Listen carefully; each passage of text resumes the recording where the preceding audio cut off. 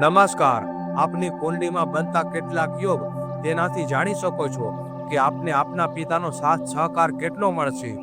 સૂર્ય કુંડળીમાં મજબૂત હોય તો આપને પિતાનો સાથ સહકાર સારો મળે છે અને આપની ભાવનાઓને પણ સમજે છે.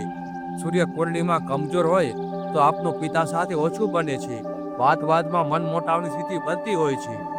કુંડળીનો 9મો ભાવ પિતાથી સંબંધિત હોય છે. 9મા ભાવમાં સૂર્ય હોય તો આપના પિતા આપના જીવનના માર્ગદર્શક બને છે. 9મા ભાવમાં ચંદ્ર હોય તો આપની ભાવનાઓને સમજે છે અને સંભાળ રાખવાવાળા હોય છે.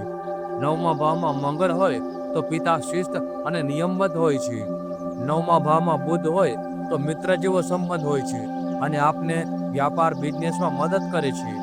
9મા ભાવમાં ગુરુ હોય તો આપને જ્ઞાન અને માર્ગદર્શન આપવાવાળા હોય છે.